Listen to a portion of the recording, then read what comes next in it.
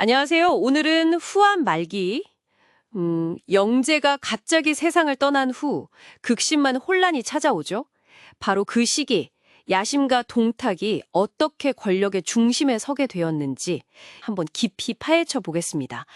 정말 긴박했던 상황 속으로 함께 들어가 보시죠. 네. 오늘 저희가 살펴볼 부분은 명확합니다. 우선 그 부패의 상징이었던 환관 세력, 십상시의 문제부터 시작해야겠죠. 네, 십상시 빼놓을 수 없죠. 그리고 이들을 제거하려다 정말 허망하게 목숨을 잃은 대장군 하진. 그의 이야기도 중요하고요. 그렇죠. 하진의 실책이 컸죠. 네.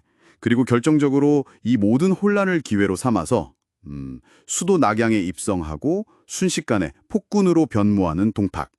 이 과정을 쭉 따라가 보면서 어떻게 중앙 권력이 이렇게 쉽게 무너질 수 있었는지 그 핵심을 좀 짚어보려고 합니다. 혼란의 시작, 역시 영제시대의 십상시였군요.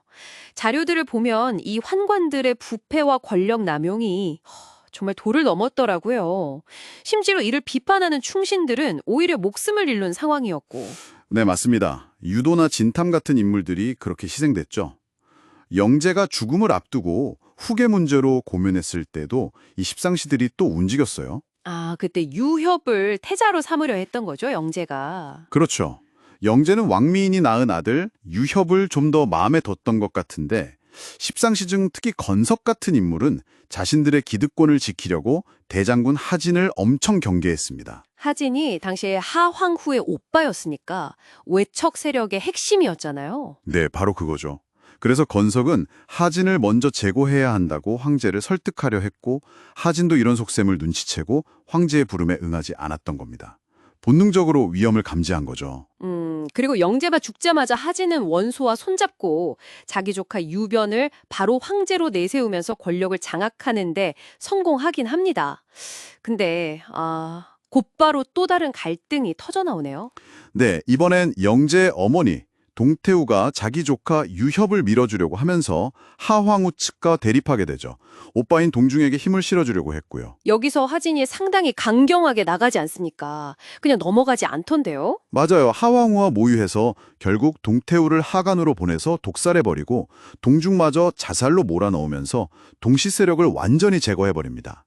권력을 독점하려는 의지가 강했던 거죠. 그런데 바로 이 시점에서 하진이 정말 치명적인 판단 미스를 하죠. 원소는 계속 십상시를 이번 기회에 뿌리 뽑아야 한다고 주장하는데 하황후가 반대했죠. 자기 어머니도 환관들 덕을 본 적이 있었으니까요. 여러 가지 이유로 망설였던 것 같아요. 여기서 원소가 아주 위험한 제안을 하잖아요. 지방 군대를 불러들여서 환관들을 압박하자. 그렇죠. 그때 조조가 정말 현명하게 반대합니다. 아니, 환관 우두머리 몇만 제거하면 될 일을 왜 외부 군대까지 끌어들입니까? 하고요. 정말 맞는 말인데. 그런데 하진은 결국 원소의 제안을 받아들이고 맙니다.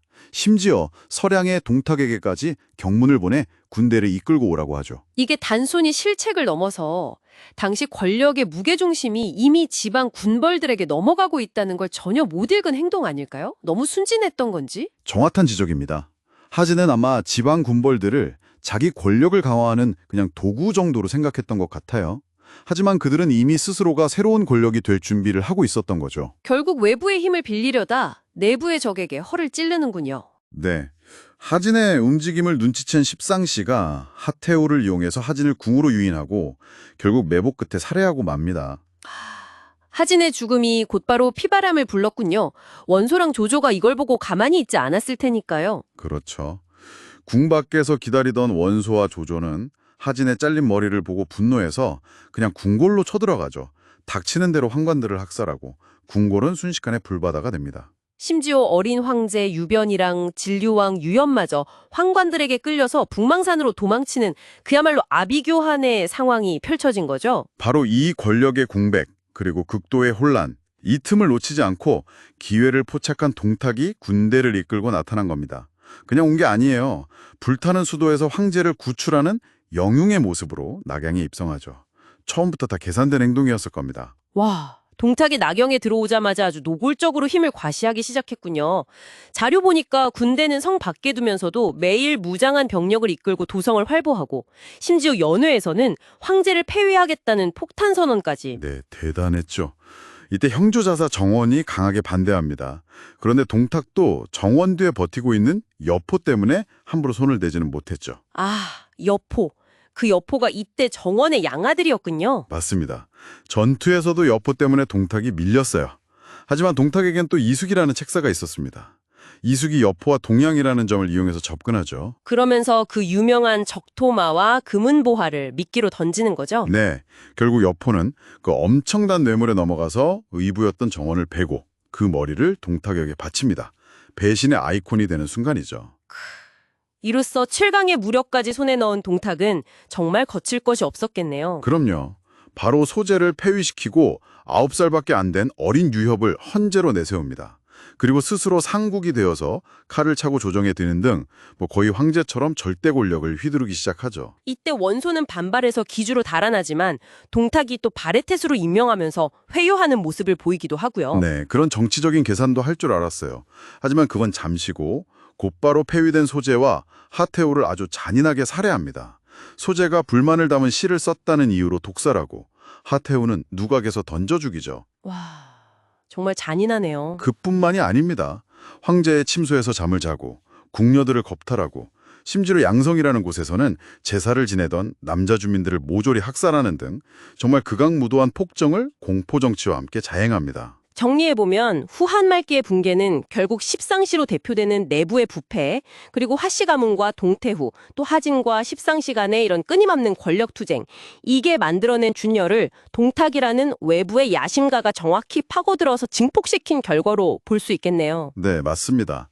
거기에 하진의 결정적인 오판, 또 원소와 조조의 좀 과격했던 대응, 그리고 여포의 배신, 마지막으로 동탁의 잔혹함과 교활함이 다 맞물리면서 한 왕조가 순식간에 나락으로 떨어진 거죠. 이 이야기를 통해서 권력의 공백 상태가 얼마나 위험한지, 그리고 한 개인의 야망과 배신이 역사의 물줄기를 어떻게 확 바꿔놓을 수 있는지 정말 생생하게 보게 됩니다.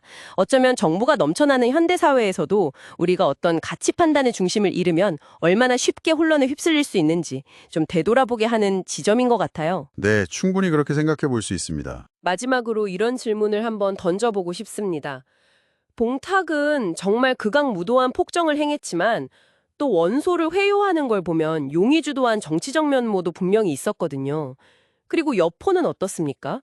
의부 정원을 배신하고 동탁에게 갔지만 결국 그 동탁마저 나중에는 배신하게 되잖아요. 그렇죠. 배신이 또 배신을 낳는. 네.